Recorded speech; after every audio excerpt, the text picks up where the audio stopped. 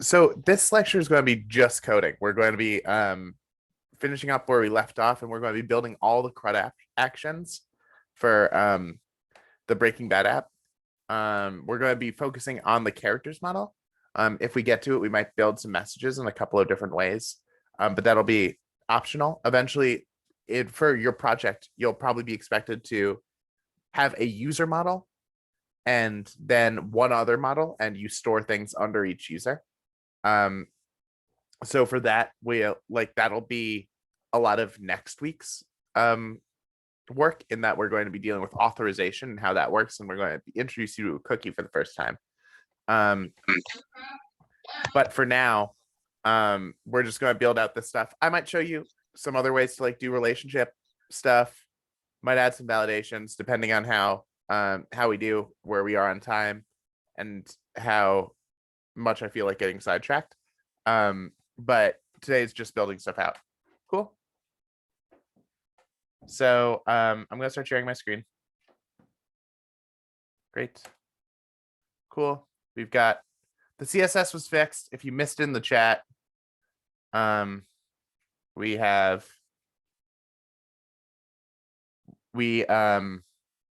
learned, or I did, that it is very important to let's show you, have the slash in front, otherwise it's going to try to do a relative path. So it was nesting that under characters for some reason. I don't know why it worked on show versus index. I didn't play around with it too much. I just learned putting that slash there. We'll go ahead and say, hey, go into the public folder, grab style sheets, grab this styles.css. So that was the error from Tuesday.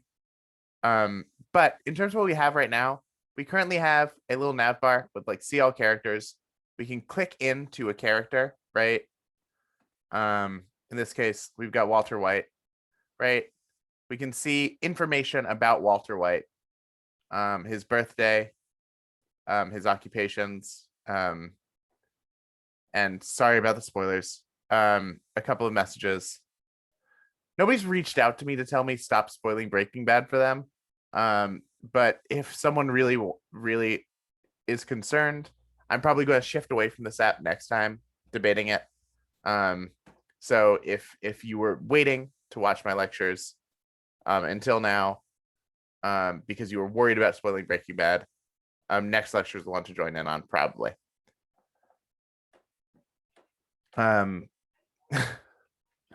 Yep. So we've got these two. Does anyone have any questions about how we got here before I dive into the rest of the code?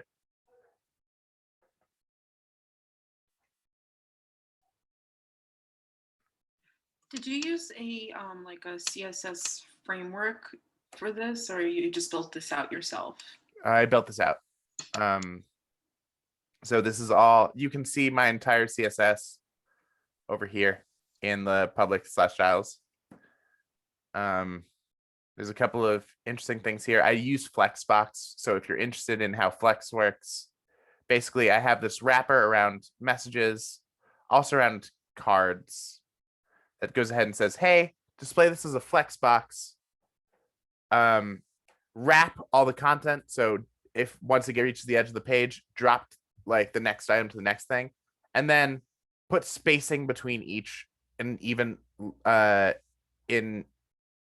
way. The alternative here, space around, is another common one. There's a bunch of them.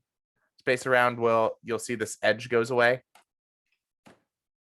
If my CSS is linked up,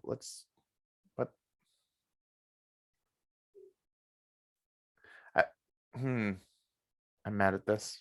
What's going on in my console? Nope, that's not helpful. That's from before. But if we go over here to cards, if we went space around, it would look slightly different. I think there's a couple of other things we can do. This one just goes left justified. So if you're really interested in that, go check out the game that I shared, Flexbox for Froggy. It's not my game, but it is very helpful for learning Flexbox. It's 20 minutes of playing the game, Afterwards, Flexbox. So good way to learn. But right now we've got an index, we've got a show. In our controllers, we have a characters controller that has this get to characters that creates an instance variable called characters. We pass this down into our views. We iterate through each of the characters, and for each of the characters, we spit out a div with information about that character.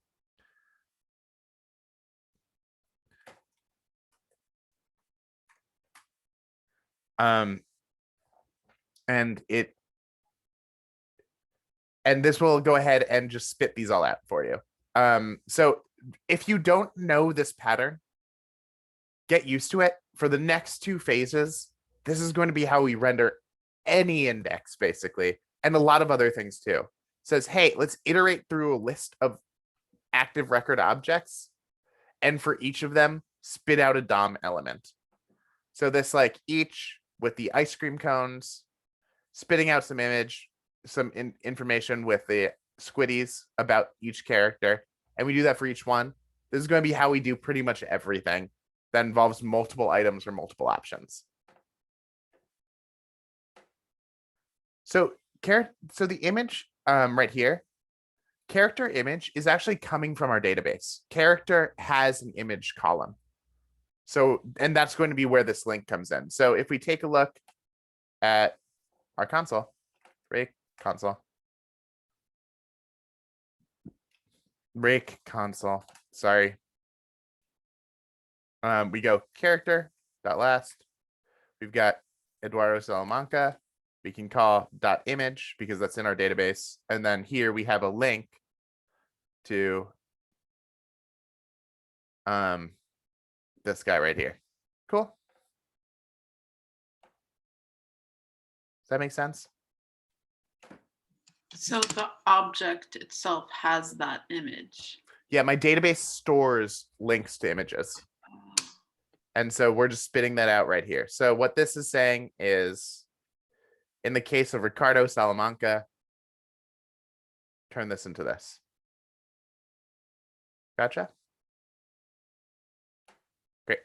And then always when you're using an image, do an alt tag. Don't be a bad person. Cool. That describes what you're looking at. It can just be the character name. That's fine. But something that will make it indicate that you care about other people. No, I didn't have to look up 30 character images because remember that I stole this all from the Breaking Bad API. So if you look at our seed file, you will see that we are getting all these responses, iterating through them, and then the API has the character images. I didn't go through and dig up every character in Breaking Bad and add their image to the database. I would be lazy. You would be seeing about 4 Breaking Bad characters if that was the case. Cool.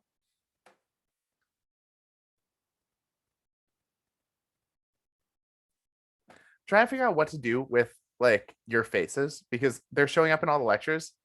If I tab to one face, which you're not seeing right now, then one of you is going to be creepily observed over the course of the entire lecture. If I do the whole thing, it's going to be all of you. If I do none of you, I just can't see your responses. So this will all be solved like on Monday when I get back to having 2 screens. But for now, I apologize if you're being observed and your face appears in the recordings. Welcome to my life. Cool. So we now have our index and our show action. This is great for showing Breaking Bad characters from an API, but we haven't used this information to like add and delete stuff from our database, right?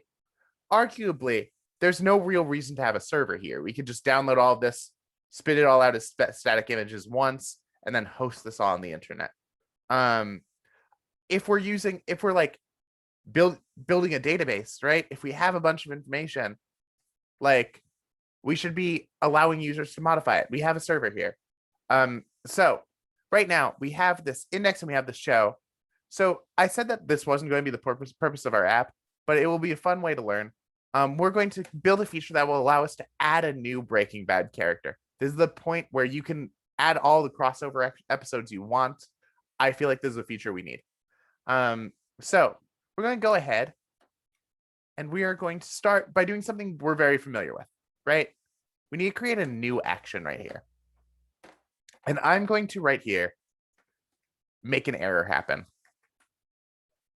So this is the RESTful route for a new, right? We can go to Restular. We can go type in characters and it will say, hey, if you want to render a new character form, use this URL path. Cool. And it'll even tell you like, hey, use this. We could, if I was really lazy, it lets me copy. I don't even need to highlight this. It'll like let you copy and paste this. Good way to cheat. Boom.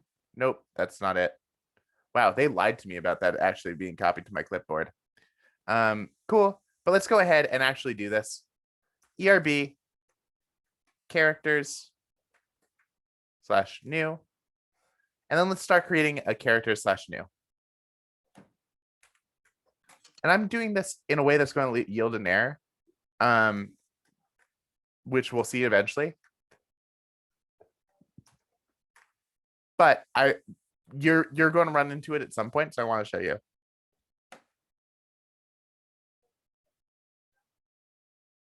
Yeah. The ERB is going to be in quotation marks here. If you're just doing like ERB new, right? You don't need to do this.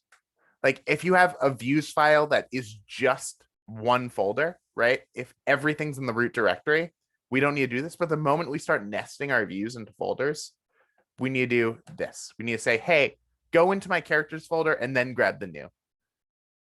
So this is a really weird way of writing it. This feels unusual because we're saying like, hey, this is a symbol, but the symbol is kind of a string. It's dumb. It's something we have to deal with until we get to Rails.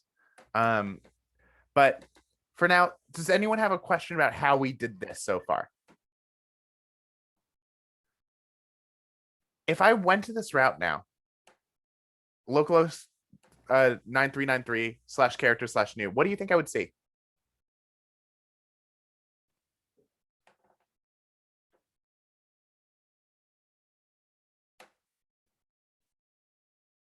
Characters ERB file.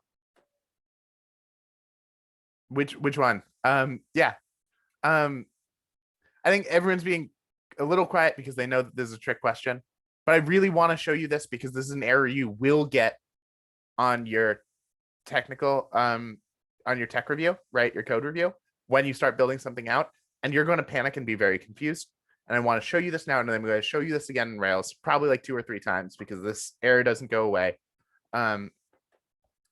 But I am going to now go to characters /new.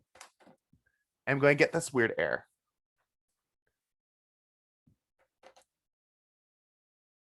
I'm going to let everyone sit there for a while. And if you can figure this one out, let me know. It says record not found, a characters /new, couldn't find character with ID equals new. Can you go back to your application controller? My application controller, certainly.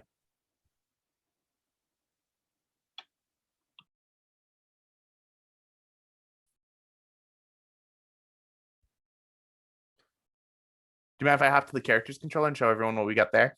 Yes.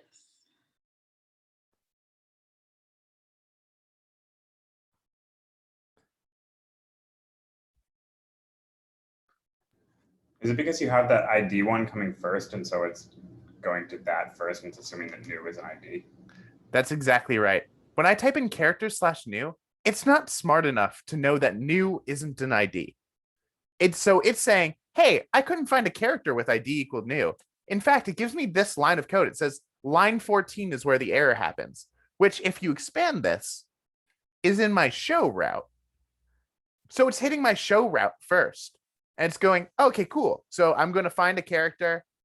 We'll go to the show route. I'm going to find this character with the params of the key of ID. Cool. The params of the key of ID is new, the string. Character.find new, the string. Cannot find that ID. It's going to error out. Remember when I said that using find here is really helpful because it errors out if you do it wrong? This is why. Because it'll remind you, hey, my route is hitting show rather than new here, rather than just giving you a weird and confusing error. The way to solve this, whenever you're building in some sort of routes-based design pattern, is to go from most specific to least specific in your routes. So we can go ahead and put this up here, and then we no longer get this error. Really good there. That's going to confuse you. So just be prepared. Sorry, I forgot I was going to be hit by a bunch of Bryan Cranstons. But be prepared to be like, hey, couldn't find something with ID equals new. You should in that point be like, hey, why is it trying to find something with an ID equal to new in my database, right? Are we all clear on that error? Because you will get it. Cool. So here we're now rendering ERB characters.new. Characters they keep new. ERB, this symbol, character/new. We're rendering a hello world. And now we can get to our first form. Cool. Now, when we're building forms in Sinatra, before we get to Rails, we are just using HTML forms. We're using the basic HTML forms. The thing to Google when you are trying to figure out what to do with an HTML form is not Sinatra form, it's HTML forms. Cool. Sinatra will tell you how to like do some cool stuff with it. You might be able to find like, hey, here's how I can use stuff from Sinatra in here. But really at heart, all you're building is HTML forms. Cool. So what I'm going to type right now is HTML form. And then I'm going to go W3 schools. And I am going to scroll down to a generic form. I'm going to steal all their code. Cool.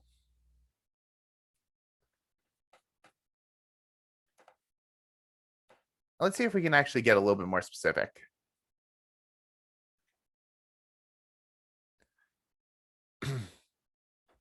This right here is also going to be something you want to scan, right? So when you're in the code review or coding out your personal stuff, and instead of going back to my lectures, Google HTML forms and scroll down here and steal all the information you need. So a form looks basically like this. We have a label, which is used for screen readers and accessibility purposes. So what this is saying is, hey, there's a label for this right here, this like F name, which relates to this input field that happens next. So if you ever want to just like have what this shows up in the browser looking like is something like this. Cool. We have first name, this label right here, rendering over here. Then we've got an input field that's text as an ID of first name and the name of F name. And we have this last name. Cool. There's a couple of things that might not be clear here. In terms of what you might not need, ID right now is only really useful for CSS. But type and name, definitely important. Labels, a good thing to do. A lot of people now that are a little bit more flexible with whether to use a label, because sometimes people are like using JavaScript to render stuff. If you can, use a label and associate it with the name right here. So the break right here on line 5, boop, boop. Let's take a look at what it looks like without it.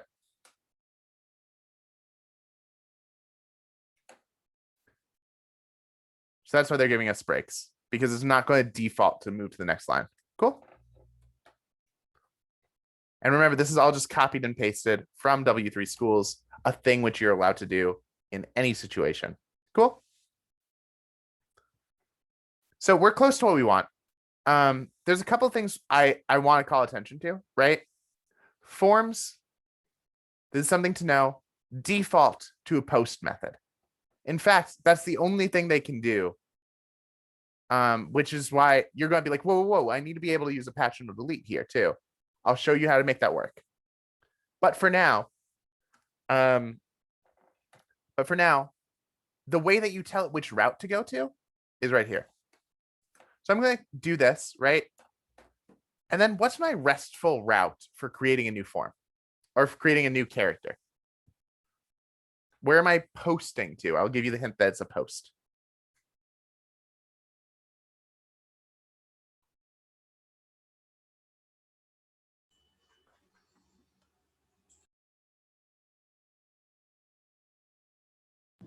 We'll get there. For now, characters/new. characters/new is for the get request to render the form. When we're posting, we just post to /characters. We say, hey, we're creating a new character. Here's a new character, post to /characters. Cool.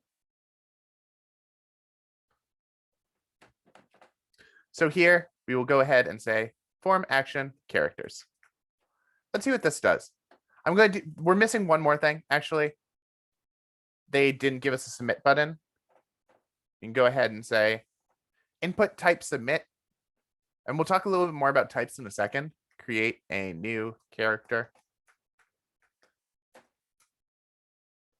Let's refresh this. Cool. Add a break tag.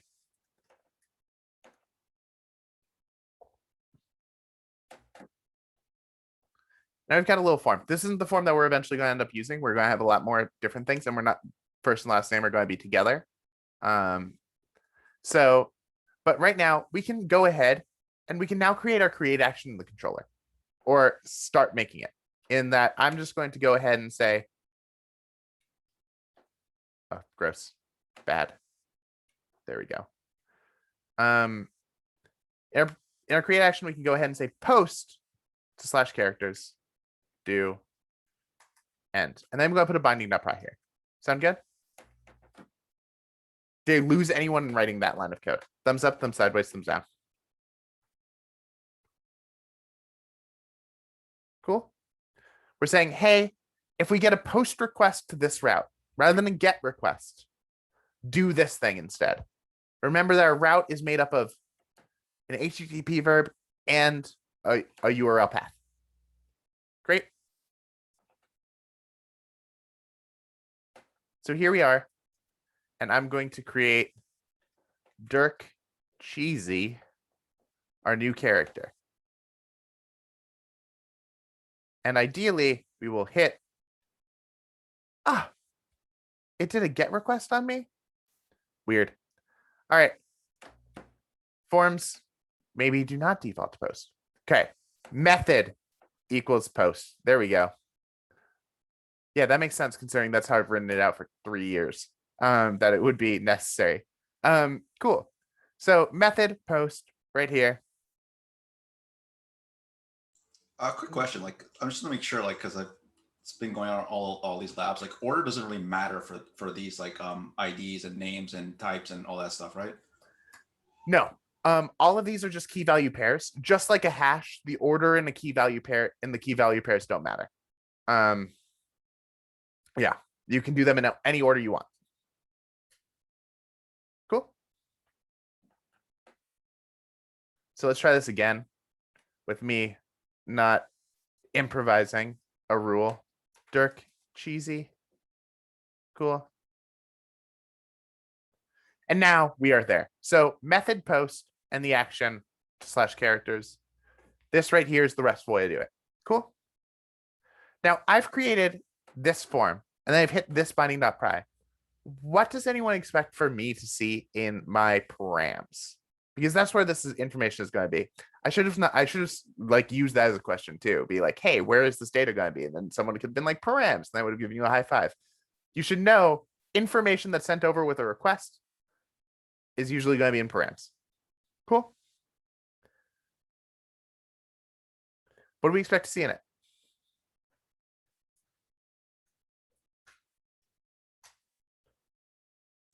F name equals Dirk and L name equals Cheesy. Yeah.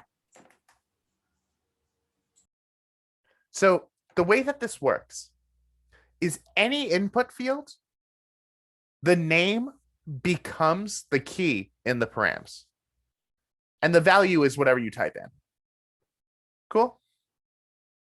There's a couple of cases where the value is something you can hard set, like if you want to use a hidden field. I'll just show you that right now. Because hidden fields are a really easy way to lazily hack your way around anything.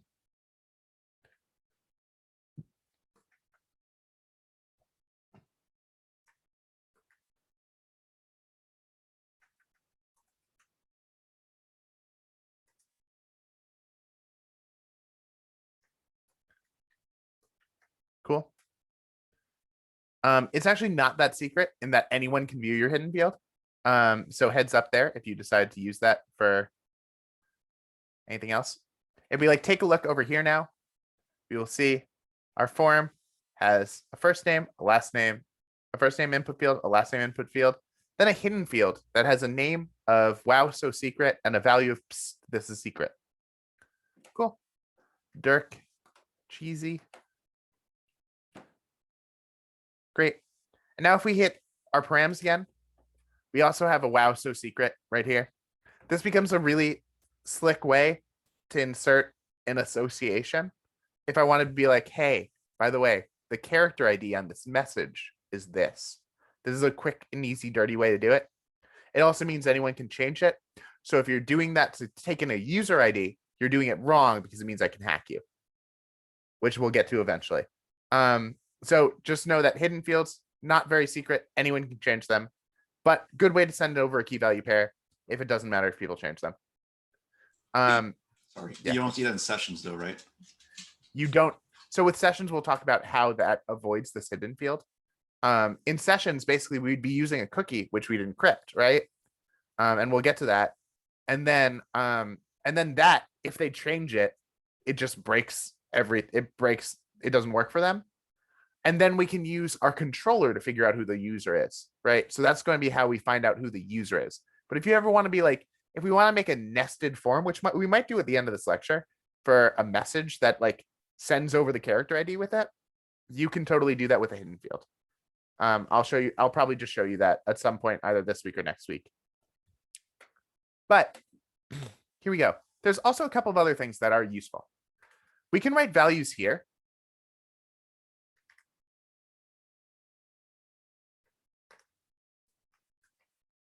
I'm going to show you what this does. If we set a value, right, and I'm going to refresh the page. Now Dirk Cheesy is already there for us to type into.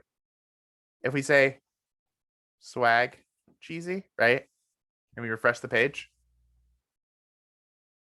now it's swag cheesy. Cool. I'm going to show you later on this lecture why that becomes super useful, passing in a value right here. Cool. So now let's go ahead and actually build up this form because we've been playing around too much. Cool. Let's get rid of these two. Copy and paste this a bunch of times. Oh, gross. Nope. Nope. Cool. I give up. Cool. Cool. Cool. That's too many. We'll get, but for now, we've got enough to begin setting this up. Let's go take a look at, let's just pull up our seeds data. That's a quick and easy way to figure out what, oh, gross. Here, what columns we need. We'll close this out. We'll try our best. Cool. Great. So instead of a first name, right, we just need a name here as the first thing. Name. So I have a last name. We need a birthday. How do they know the birthdays of all the characters in Breaking Bad? Is there like some sort of visual dictionary like in Star Wars where they just like you can find out what? Does anyone want to know what Victor Salamanca's birthday is? This is making me seem like way more of a Breaking Bad fan than I am. I watched it once when it was coming out, started like binge watched it from season 4 onwards, and then watched the last 2 seasons as they were coming out. Just in case someone's worried. I liked the show. It was great.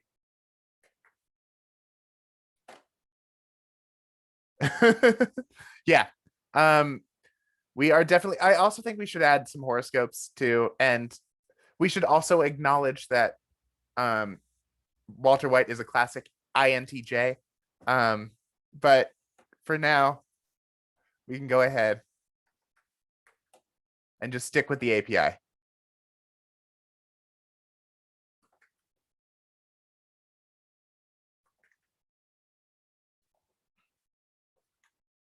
So this is a lot of data, causing me to slightly regret not switching to a new app when I knew that I was going to have to use this for Sinatra as well, but not too much because I'm mostly just excited to be building this out with all of you.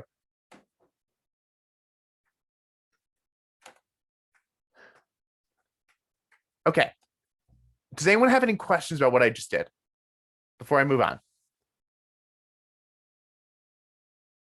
I just went ahead and made inputs for every field that we have in our database. Great. Cool. Let's refresh the page now. Cool.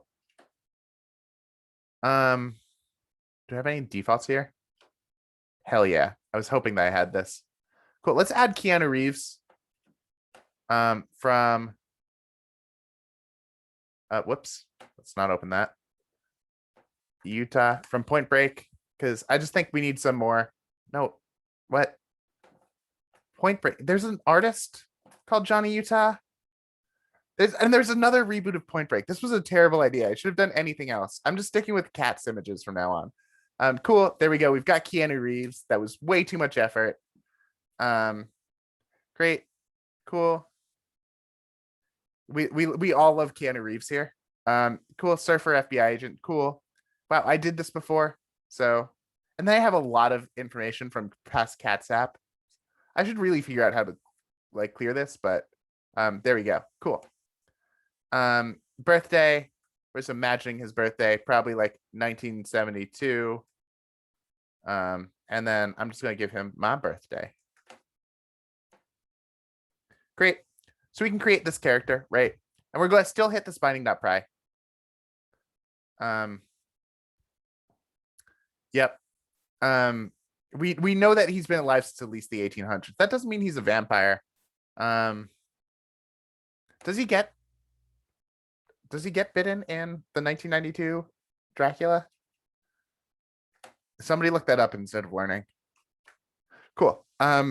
So now we in the pry, right? We just sent all this information over about secret agent Johnny Utah, who is an FBI agent who infiltrates a gang of surfers, then who all rob banks, then kind of gets too close to it and realizes that they feel more alive and grows a deep respect for Patrick Swayze, the surfer / bank robber that he is supposed to be catching.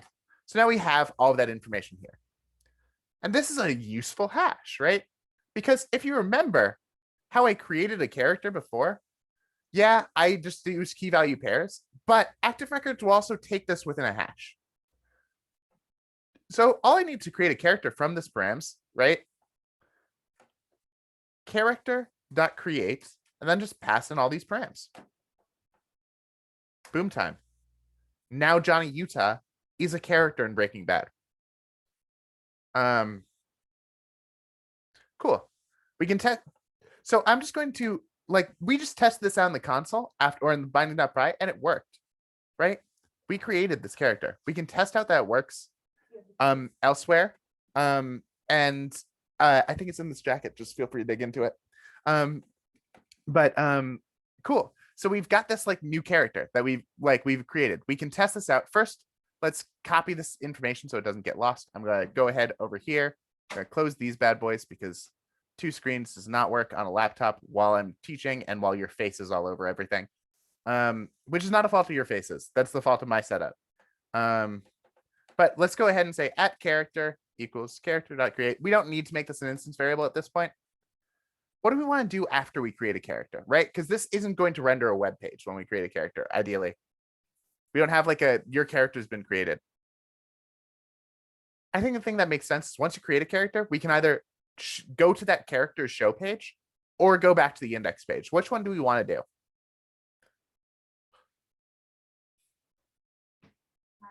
It's up to you all. That specific character, and we can use their ID, so it can just have that one character. Yeah, let's go to that single character show page. Redirect is a term you can use. So in just this is something I'm breezing through, but to display a view, right, we use ERB. If we instead want to send them to another route once we're done, we can use a redirect and then just pass in the URL we want to redirect them to. So in this case, it's characters slash character.id. Yeah? Do people get this? Is this weird? Hey, we're creating a character. Boom, there it is. Then just once we're done with that, then Sinatra will just be like, okay, cool. Now that we're done with that, just send them to that character show page, right?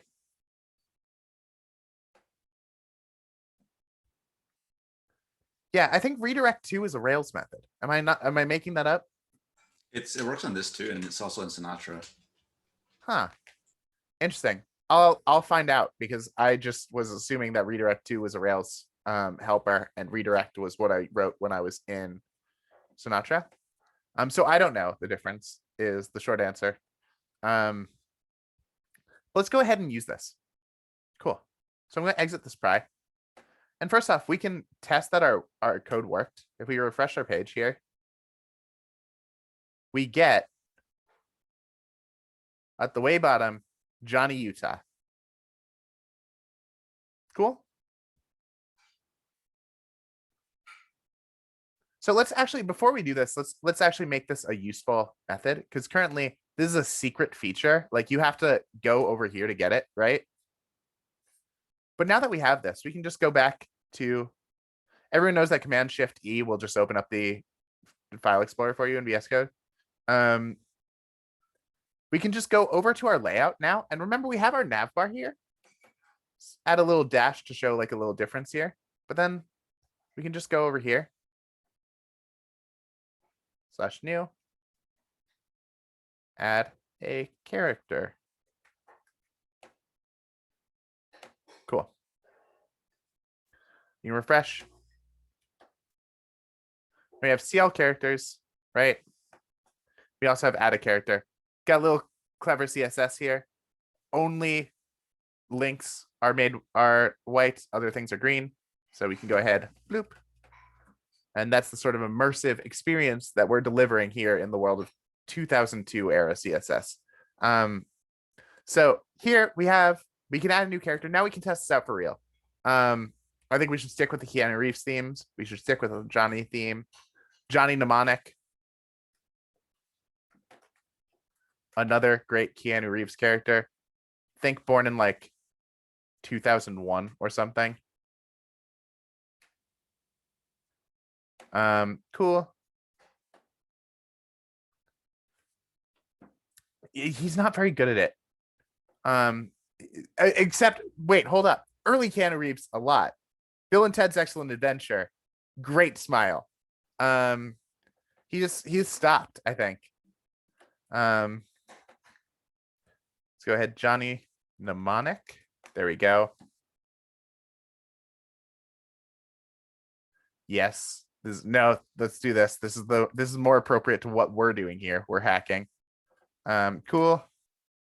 Bingo, that works. Cool. Mnemonic courier. Alive. Keanu Reeves. Just Johnny. That's actually his nickname in there. Someone calls him Just Johnny throughout the entirety of the thing. Perfect movie, by the way. So we're going to create this character and hopefully this works. Unless I typed something wrong. Boom. Now it redirects us to Johnny Mnemonic's show page.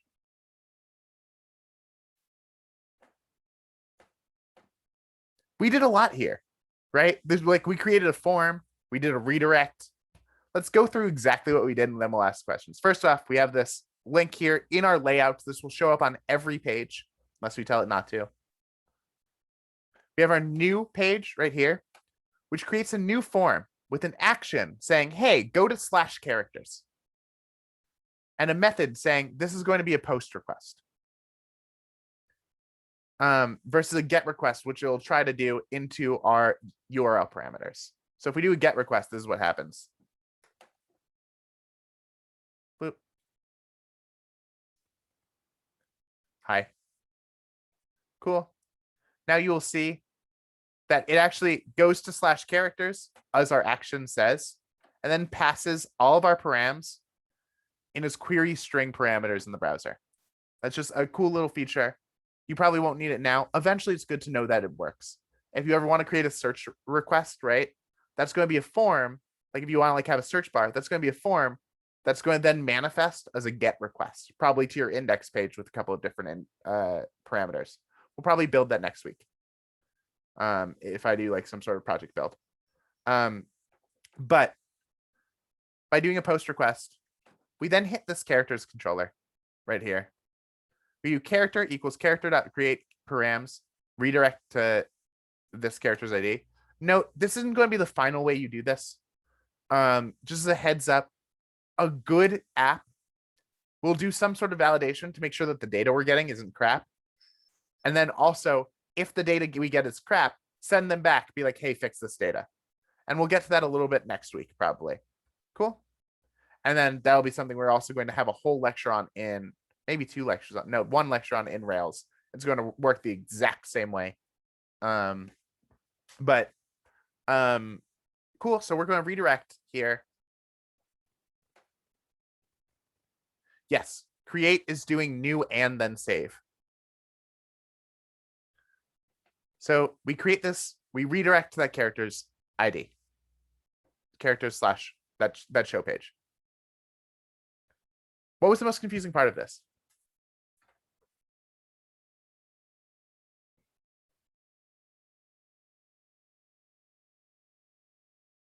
Because we're also assuming that they filled in every single field, right?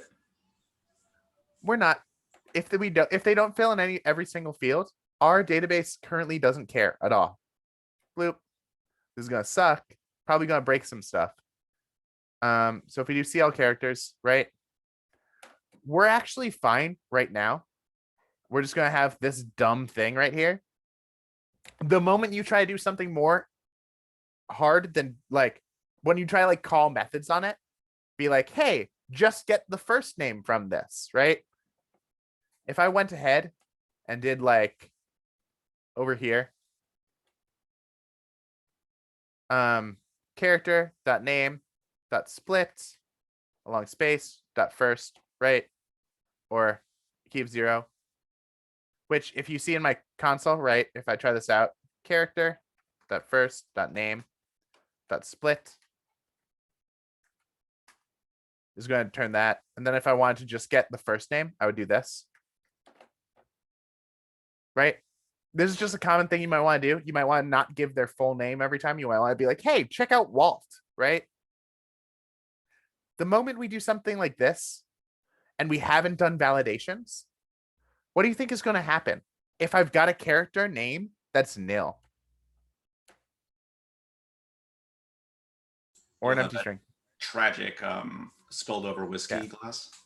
Yeah, let's take a look. I might be wrong. I might decide that it's just an empty string. Yeah, I guess it counts as an empty string rather than nil. But eventually you're going to call some method on it that will break all of your code. Now, we're going to get to this eventually, but the solution to this, right? Active Record provides for database level validations that says, don't save this unless this thing exists. This becomes really important if you're a developer, because while we're in our own personal development mode, right? We can dump our own database anytime you want. The moment some jackass at Facebook creates a form for something that doesn't include a validation, and then people start posting into it, you have a bunch of data that you can't get rid of or change, right? That the user has submitted in some sort of format.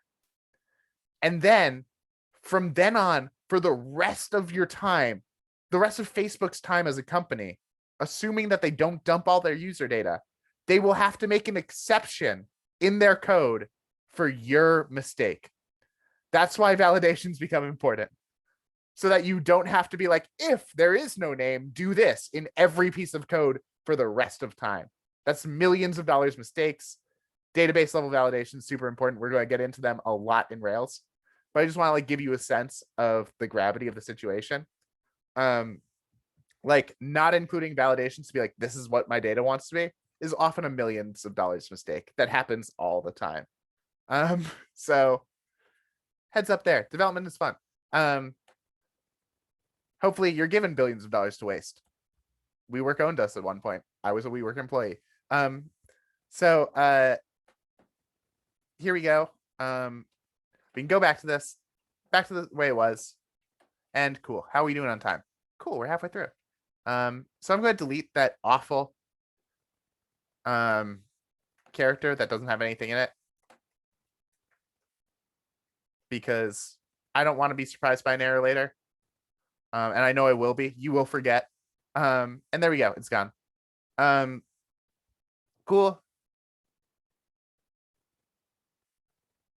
So next up, we're going to go ahead. Now that we've got this new and create field, we're going to edit and update. Cool. So right here, we've got Walter White. Or actually, let's go ahead. Let's go back and let's go to Jesse. I'm going to go ahead. So we're going to want to create a link here that just says, hey, edit Jesse Pinkman. Right? For one, I picked Jesse because Cap'n Cook, this is not the way that Cap'n Crunch spells Cap'n, so we need to be able to change that. And a couple of other things. I think he's a meth dealer, but he's also a friend. So let's go ahead and add a little link, right? This is going to be something that we can build out. A href equals, and then the RESTful route for edit is going to be this bad boy right here, characters/id/edit. Now, do I put right here /characters/id/edit?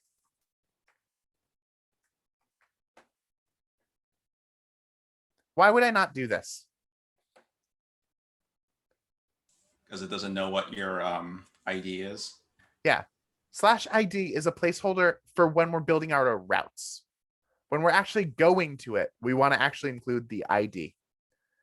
And this is something that you might get confused on eventually. Just try your best to remember this is only a placeholder when we're building in our routes. For everything else, we actually put in the information we want at character.id.edit. Then we can go ahead and say edit at character.name information. One thing that I think everyone will find useful here, I'm opening these up by just pressing Control, Shift, and backtick, which isn't something you can do by default. It comes from, I think it's ERB snippets, which is just a VS Code extension that I recommend you just to use. It's weird because sometimes if you like try to do this in a place where there's in a line that there's already one, it might error. This case it didn't, but if I go ahead and do something like this, I bet it will. Yep. But it's a great extension that's just gonna be useful for the next 2 pages. Cool. If someone finds it and uses it, just post a link in the Slack. Cool. So here we go. We have edit characters, names, information. I would do it myself, but I installed this like 2.5 years ago. I don't want to figure out how to uninstall it, so I can install it again, make sure it was the right extension, not some other ERB extension. And also I like delegating work. So here we are. You can try this out. This shouldn't error out. Even though we don't have an edit field, right? Why shouldn't this error out? Like just having it here. When I click on it, it will error out.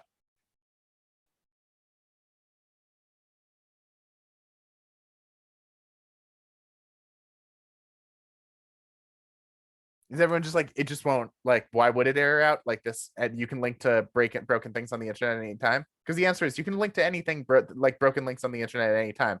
It's not going to click the link for you and figure out whether it's legit. That's why it's not erroring out. Cool. So maybe that was a self-explanatory question, but we can now go ahead, click this, and get the error. And now we're doing error-driven development. Error-driven development is a great way to do Sinatra and Rails because Sinatra and Rails will both tell you exactly what to do here. This is not exactly right. I don't want to be an application controller. I don't want to hard code 250. We can copy this. And let's go over here to our edit field. Instead of 250, what do I want here? :ID. ID. Yep. And now I told you would be writing this a lot. Character equals character dot find params of a key of ID. Remember this from right here. Cool. I will show you how to abstract that either today or in a lecture soon. But for now, we now have this, right? And now we're going to just ERB characters slash edit. And we can go ahead and create this page.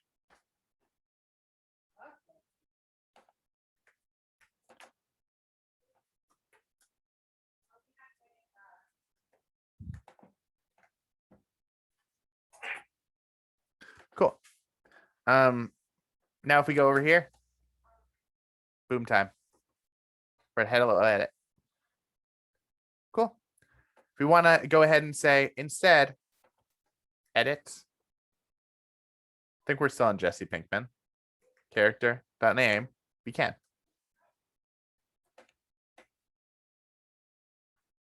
Cool. So now I mentioned earlier, right, that we're probably going to need a form. First off, we're probably going to need to be able to send some information over, right? That form is probably going to look a lot like our new form. Let's go ahead and just copy and paste this.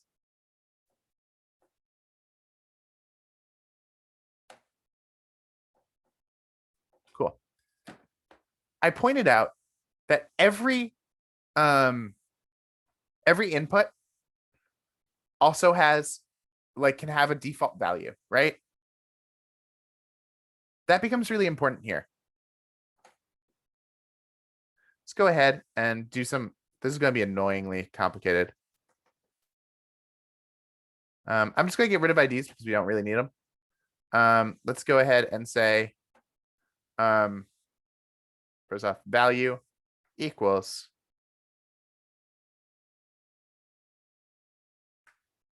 at character dot. This is a little too tricksy. And then we can go over here. Oh, wait, I also want this to say to have quotes. Boop. Doop, doop, doop, doop. Nope. No. Okay.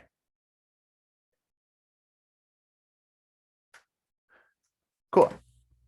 Was that pointless? Was that a little bit over the top in terms of just automating having to write that so I didn't have to write a bunch of things over a bunch of times? Yes, but that's why we're developers. So here, now if I do this, if I pass in a value, right? We can go ahead and refresh this. And our form already has the information that exists. This is a much better experience for users, right? And a much better experience for us because they might get lazy, only edit the thing they want to and accidentally erase that his name's Jesse Pinkman. Do people see how this worked though?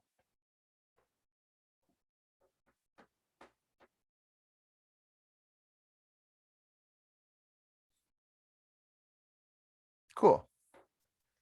Now, if I want to actually make this work, right? This is not the right route. The right route for an update action is to go to characters slash that ID and then do a put or a patch. I like using patch. Put usually means you're overwriting the entire character. If you were going to use this field, by the way, the different, I'm just going to explain this really quickly. Put and patch, both used for updating items in the database. Generally speaking, the logic behind when to use a put versus a patch, right? Is if you want to update the entire record, use a put. If you want to get rid of something and replace it with something else, use a put. If you wanted to instead just update some information about the band, right? Or the whatever, you would use, I was going ahead on my analogy, I would use a patch. The best that I've ever heard for this is, let's imagine that in college, I was a huge One Direction fan, right?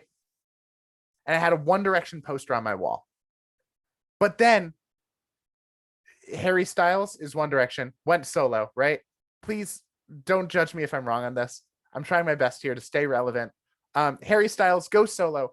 I, as a fan of One Direction, who's angry to see the band split up, scratch out his face, right? Get rid of Harry Styles from One Direction. I'm updating One Direction there. I'm not changing what One Direction is, right? Yeah.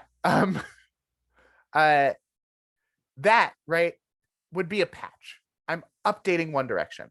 But if instead I decided, you know what? I don't like One Direction anymore. I'm now a BTS fan. And I ripped that poster off the wall and instead put up a BTS poster in its place, that would be a put request. I'm updating the entire poster. Make sense? And if I want to add another poster, if I want to add a BTS poster next to my One Direction poster, I would just post and create a new poster. Cool? So that's the difference between patch and put. Patch, scratch out Harry Styles' face. Put, replace the poster with another poster. Gotcha? That's the basic premise. Doesn't matter that much. Some people just use put for any edit. Some people just use patch for any edit. I'm one of those people who just uses patch for any edit because there's very few times when I just want to overwrite a record. Cool? In terms of what keys, that's to select something like this, right? That was the question. If you use Command D, you will be able to select everything that looks like what you're selecting in the database or in the code rather. Cool. So here we can now make this submit value say update a character. Now I wish my next thing was this simple. I really do. I wish I could just type patch here. It's not. HTML is weird. Going to refresh this page. I am going to switch Captain Cook to Captain Cook. Let's update a character and see what happens. Oh boy, what happened? Does anyone know what happened?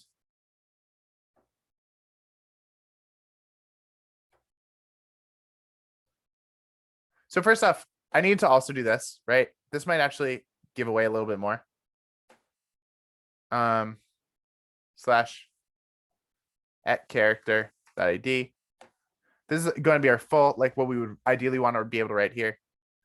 If I click back to Jesse, if I edit Jesse Pinkman, if I do Cap and Cook right here, it brings me to this page. What's going on in the URL?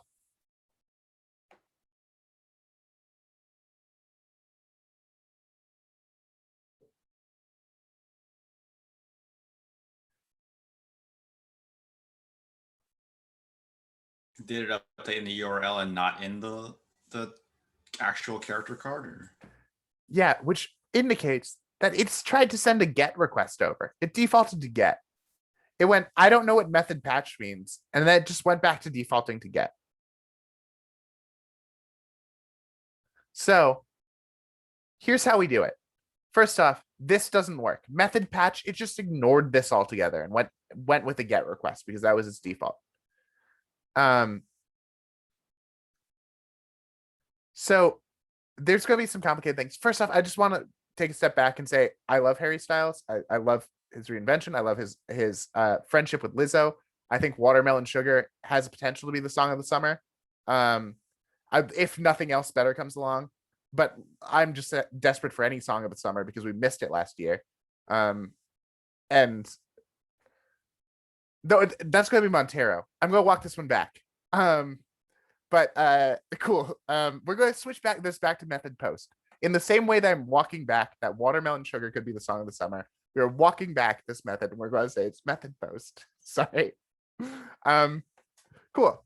But then there's some weird stuff I need to be able to do to make this work with Sinatra. In Sinatra,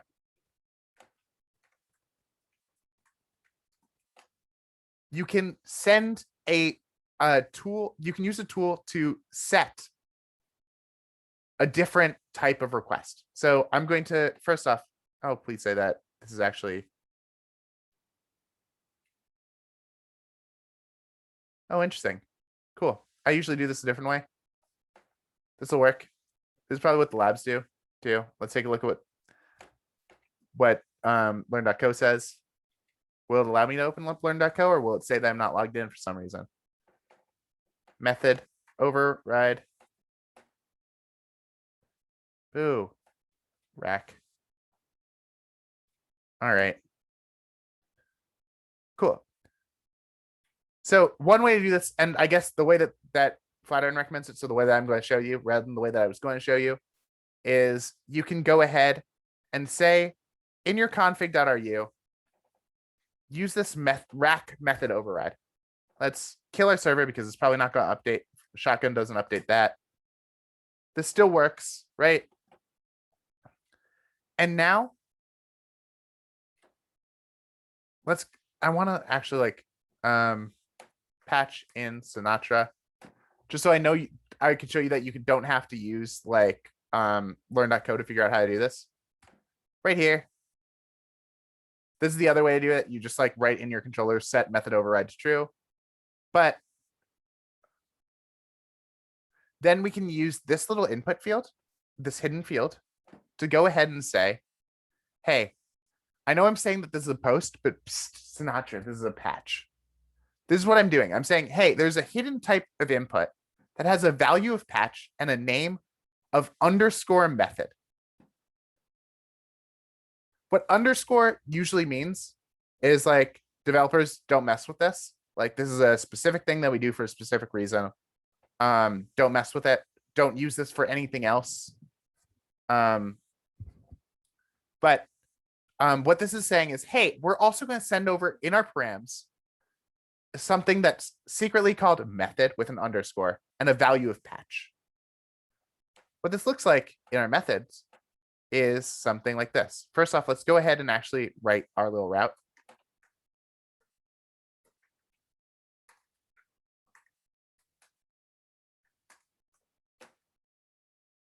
Go ahead and say at character.find params ID, but then I'm going to put in a little binding.pry. Cool.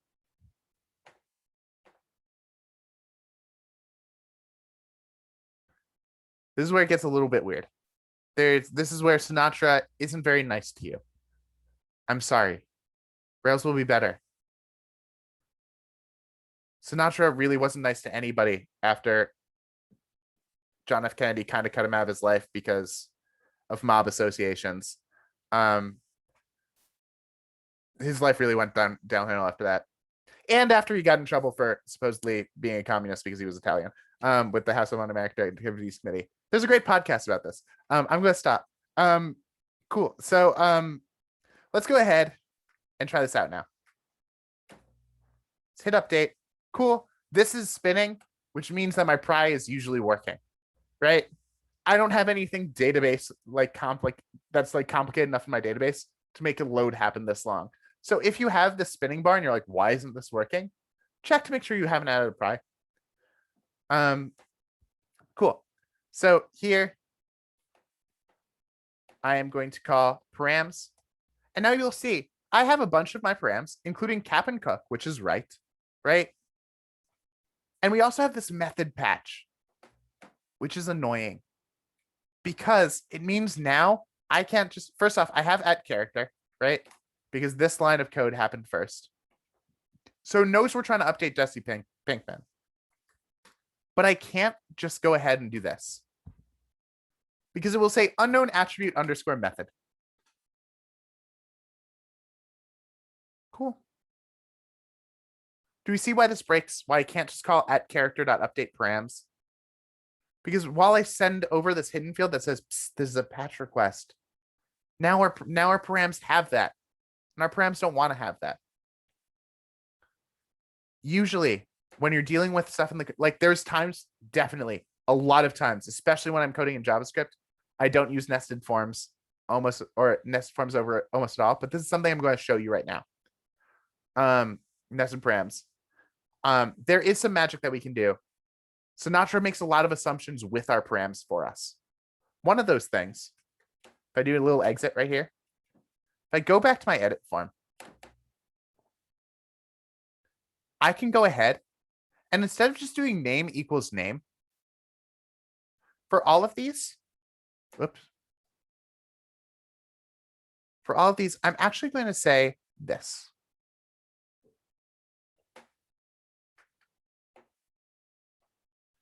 Here, I'm just gonna like do this in like my little tricksy way because classic. Boop, boop, boop, boop, boop. There we go. There we go. So here I'm saying, instead of saying the key is character or his name, I'm saying the key is character, square bracket notation, name. Now, what you might imagine this might mean is that I have in my parameters a key of character, square bracket name, and I don't solve my problem. But Sinatra is actually really helpful with this. This is something called nested parameters.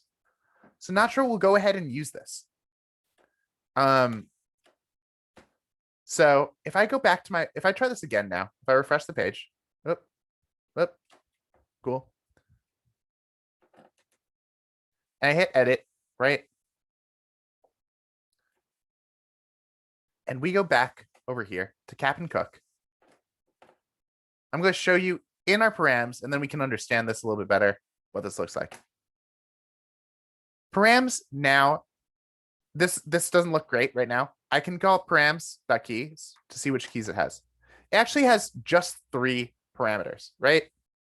It has the ID, which is getting from the form, right? It's getting from the URL that we're sending over. It has this hidden field of method. And then it also has this key of character. If I call params to the key of character, in this, I get a second hash inside of it. This is a nested hash that has all my information. Do people see what happened here? It's weird. I'm going to expand this a little bit more so that we can look at params one more time. Can I pretty print params? Cool. It didn't help that much. So right here, we went ahead and said, hey, in the params hash, there is a method called patch, and there's a character key that is set equal to this new hash inside of it. And this new hash has all the information we want. And where it gets character from is right here on this side of the square bracket. Saying, hey, go into, like, what I'm saying here for Sinatra's sake is create a key of character and a value that is a hash with a key of name, which has a value of this bad boy. This might seem a little convoluted, but it allows us to do something very quick, right? We can go ahead now and say character.update params at a key of character. This is saying, hey, all of the information in the form is now nested under a key of character. And this goes ahead and, whoa, does something weird. I don't know why I did that so many times. That was haunting. Not very efficient. Why did it do that so many times? Oh no. It updated its ID each time? What'd I do? Oh, I'm such a fool. Anyone see the error? Key versus string. It's way worse. Are you in the characters controller? I am in the characters controller. That's not the issue. Did you just like rewrite every single character in the database to that value? Yes. I said character with a capital C, the class dot update, rather than at character the instance. At character is a single character. Character is a class. And if I call character.update, it's going to update every record that I pass in with the keys and values I pass in. So I'm going to have to reset my database very quickly, which is not what I was expecting. Let's go ahead and do character.destroy all message.destroy all user.destroy. There's easier ways to deal with this, but I'm not going to solve that. I'm going to go ahead. I'm going to kill my console, and then I'm going to rake db seed. Set up our database again. Sorry, Johnny Utah and Johnny Mnemonic. Keanu Reeves is no longer in our database because I did not add them to the seed files. They're still available in your local Blockbuster. So here, we'll try this again. Shotgun. Cool. Try this one more time. This time, I'm not going to make a typo. You're not going to let me. Go ahead and say update. It's going to be confused because something happened. Ah, right. Couldn't find character with ID 250. Does anyone know why?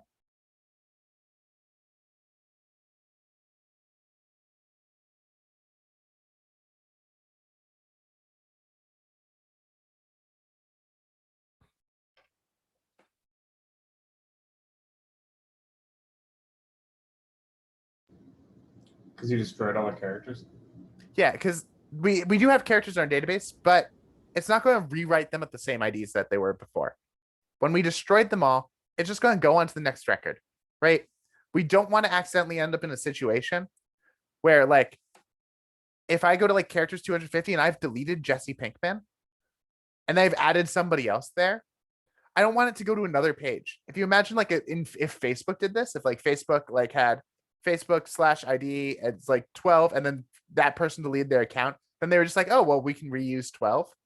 Anyone who tried to link to that person's Facebook would suddenly be getting someone else's Facebook. So it never does this. So we actually need to go back over here, not just refresh the page. We have to get rid of the slash because Sinatra has opinions. And go back to Jesse Pinkman.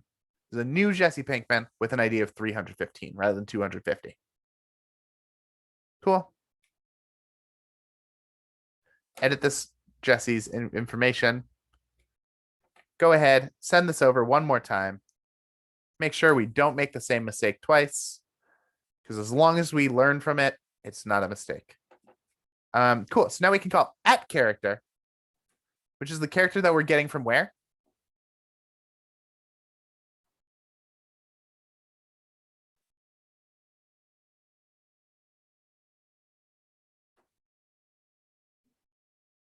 That make it. The database.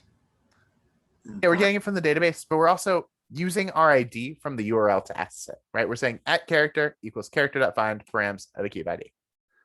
This is a piece of code you will write out so many times. So many times. So just get used to how this works, how we're getting this character. Cool. So at character.update. And now remember that we're going into these nested params now. We're saying, hey, params, looks like this has this method, but params to the key of character does not. Params character has everything we need. So we can go ahead and say character at character dot update params to the key of ID. And now we only get one SQL query and we don't get 250 Jesse Pinkmans. Cool. The important thing to learn here isn't just that, hey, calling update does a different thing when you call it on the class. It's also to note that we can nest these parameters. I'm just going to copy this redirect, and then we can talk about it. Let's test out this works first. Exit. Cool.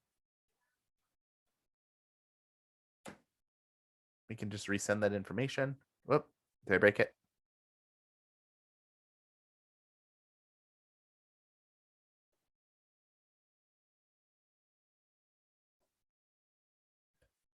At character. Oh, we don't actually, we can go ahead and not use this in instance variable. Yeah, again, no need to use an instance variable if you're just using this, if you're just doing a redirect, right? It's only for when we're setting stuff down in ERB. Try that one more time.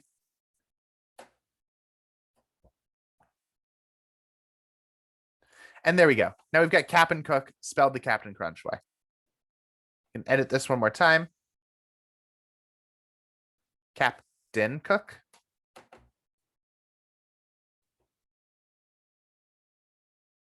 And it still works. The important thing to take away from this is nested parameters. Go ahead and say, hey, put this all under a key of character. Push all of these into a key of character. And then inside there, make a hash with a key of name and the value of what I want.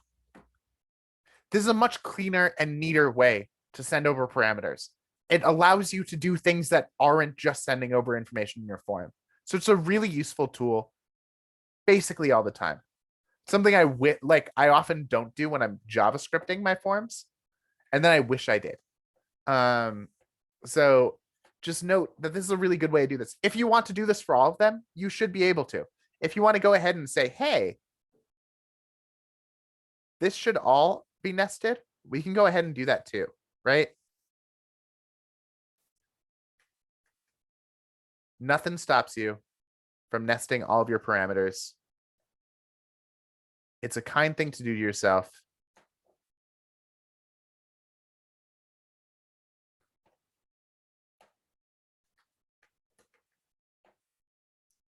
Did I do characters once and character the other time? Let's go ahead and change this to, nope, we're good. I also think you can also use symbol notation, which is like very, very minusculely faster on lookup. I'm not going to do that right now because sometimes you can't. This is a string, but Sinatra forces it into a key as well. But apart from me updating the database and deleting everything, what was the most confusing part of this? Something's got to be.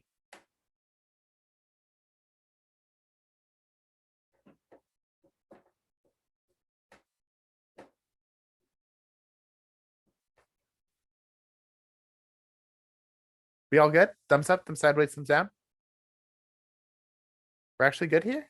Sideways. Good. Okay. That's more normal. So what we're doing here is we're just passing this in a key, right? We're making a nested hash. Hashes can have hashes inside them. Nothing stops that from happening. So we're making a key called character and we're passing all of that. We're saying, hey, don't just include this in params, include this in a character hash inside params. The way we do that is just by writing this, and Sinatra knows how to handle it. There's a couple of other cool things Sinatra knows how to do. We'll get to them eventually. But for now, this bad boy will nest your parameters for you. Cool. We're almost there. One more thing to do, and it's delete, which is fairly straightforward. We've got our edit feature, right? And I want to create a little button right here to go ahead and delete the character, right? Now, one thing to just like drill into your skulls, the way we send non-get requests is through forms. Forms will send our non-get requests for us. In JavaScript, you will learn other ways to do it. You will learn how to just say, hey, and then send a request using AJAX, asynchronous JavaScript. But for now, forms is the way we send data over. That in ways that aren't a GET request. So, if we go over here, right, we can go ahead and create a little form. First off, whoops, I just blocked off anyone viewing online's view of this. I'm just going to go ahead and say, hey, form. Let's go ahead to Restular real quick. Delete is the request name, right? Going to characters at a key of ID, right? Go ahead and say, hey, action equals characters slash boop at character dot ID. And then what's the method going to be here? Also post. Yeah, we can't do delete. We still can't. We can only do post and get in a form. But now we've got this method override thing, right? We can go ahead and say input type equals hidden name equals method value equals delete. Yeah. Say, hey, psst, Sinatra, this isn't a post request. It's a delete request. Yeah. And then you can go ahead and say input type equals submit value equals delete. Don't want to hard code in Jesse Pinkman's name. Delete character.name. Cool. Is there any other information we need in order to delete Jesse Pinkman?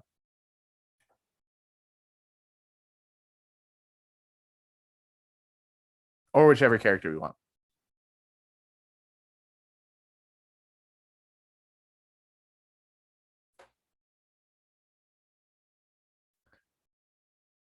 I like assuming the silence is everyone just totally knows what's going on. No, there isn't, right? In order to delete something, all we need to know is that, hey, this is a character, right? And its ID is this, right? From that's all the information we need, right? We don't need anything else.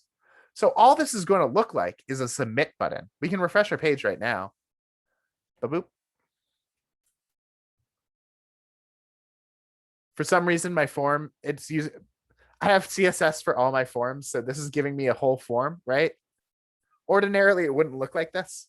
If I went ahead and temporarily, no, I'm not going to deal with that right now. But ordinarily it would just look like a button, right? This right here is all we need. It's just a button, but it's secretly a form. Buttons are secretly forms sometimes. In Sinatra, they almost always are. Cool. So if we inspect this, right, this little button, this innocuous button, secretly has a lot going on. It's saying, hey, this is character number 315. Hey, it's actually a delete request. It's not a post request. And also, it's a submit button that's values delete Jesse Pinkman. And this part makes a lot of sense. This part renders the button. All the rest of this is hidden from the user, unless they decide to open up the console and mess with it. So Cool. like, we can make anything in those buttons, right? Like we say, like we can make Jesse Pinkman 1 year older, and they won't even know what's going on in the background. Just like hit a button, he's 1 year older now, and it'll refresh. Yeah. It. You can make a custom route called make 1 year older, right? We can actually go ahead and do that if we want to. Or we could even be like, kill Jesse Pinkman, change the status to dead, right? Like that's something we can totally do. For now, let's go ahead and make this work, right? So we've still got to go to our characters controller, right? And go delete to slash characters slash ID do character equals character dot find params at a key of ID. I told you, you're using this all the time. Cool. Character dot destroy. Destroy will run any active record methods associated with it before deleting it. Delete is just a straight SQL delete. So I would recommend destroy almost every time you're using active record. If you don't get what that means yet, that's fine. Just use destroy for now. Eventually you will be creating a bunch of rules for how your active record database works and be like, hey, only delete this if this happens. Only do this if this happens. Hey, if you're going to destroy this, make sure you destroy this associated relationship, right? And that's something you can bypass by using delete. It's a little bit more complicated than that, but just generally use destroy if you're using it, right? That's the safest way to work. So now we're destroying the character. What do we want to do now that we've destroyed this character? Where do we want to send them? The index. That makes sense, right? We don't want to redirect them to the show page because Jesse Pinkman's gone. Cool. So we can go ahead and just go right here. Boom. So let's try this out. We probably shouldn't delete Jesse Pinkman. His name's on the credits. Let's go ahead. You could add one first. Or... We could add one first if we want to, right? Cool. Let's add one. Sure. Let's one more time for old time's sake.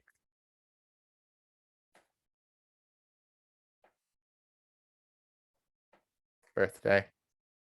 HTTP. Let's just copy this. There we go. We can add giant mnemonic. Cool. Mnemonic. Alive. Keanu Reeves. Just Johnny. Cool. This movie includes these two things happening in succession. Ice-T says the phrase, "We need to hack your brain." And then the next line he says is, "Oh shit, it's the Yakuza." Perfect movie. So we're gonna create this. Cool. Did you go to Sty? Hell yeah. Cool. So I'm going to delete giant mnemonic. You can test this out. It really is. It's the best. And now, okay, now we're gone. And we can talk more about hackers later. I will be using references to it throughout the program. But yeah, this is all we need for a delete button. All we need to do is create a little form, right? That says, hey, go to this route, right? Have a value of delete. And then in our controller, we can find that ID and delete it. So most straightforward of the non-get CRUD actions. But do we have any questions on it? Because we went through it really quickly.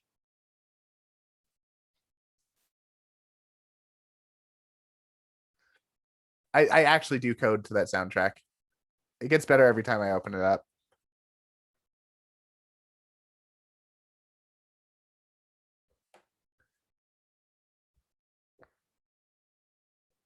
Cool. So we all feeling good on this? Now we have all 7 of our RESTful actions. We have our new method, right? Which is create. This is really a step to creating, right? All it does is render the form. It doesn't create anything itself. We have our create action, which actually does the creating and then redirects. In this case, we're redirecting to that character's show page. You could also imagine a situation where you might want to redirect to the index page or something like that. We have our index, our show, right? We've got our edit, our update, and we've got our delete. And then we've got cheese, which I'm not deleting because it's helpful to know that you can create a custom method, a custom route, right? Such as if you wanted to add 1 year to Jesse Pinkman's life, or kill him. Cool. How are we feeling? Thumbs up, thumbs sideways, thumbs down. Cool.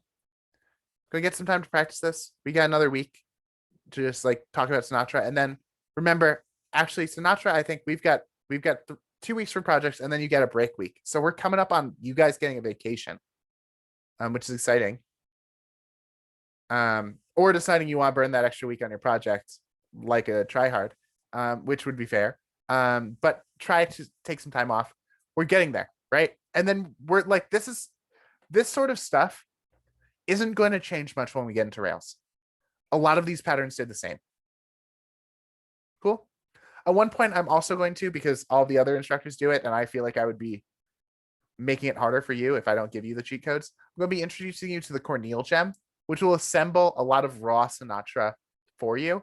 It's also like, I don't know why we teach it. It was built by a Flatiron School student 4 years ago. That's probably why we teach it. But I like students eventually figured out that you could use this to like generate a scaffold for a Sinatra app and then like build your file stuff. And I'm just going to show you how to do that really quickly, probably at the beginning of next lecture or something. And that can probably be how you actually set up your project.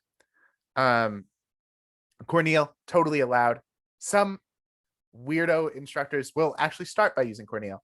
We actually know how Sinatra works. And also I found that Cornel has like a couple of errors in it now because it's not maintained.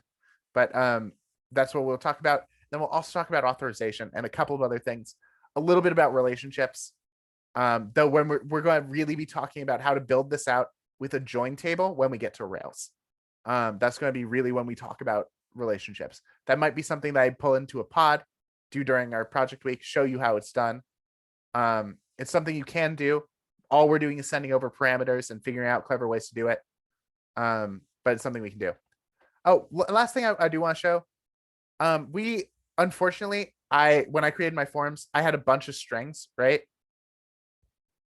But if I went ahead, yeah, Clovis's birthday is unknown, right? There's a lot of different fields you can put here. You can make this a password field, right? You can make this a number field, and then it's going to expect a number. Boop, boop, boop, boop, boop. Make this a date field. And we can do this, right? There's usually an input for what you want. You can go ahead and say email.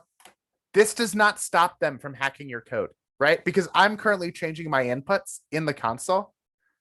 So if I wanted to like insist, hey, please send numbers over, this is not the way to require that. It's good for the user. They should know that like, hey, here, now I can mess with a number.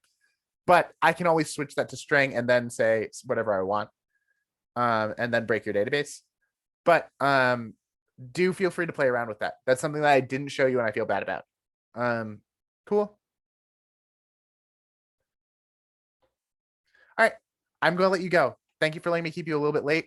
And thank you for your patience. And this has been awesome. All right, letting you go. Thank you.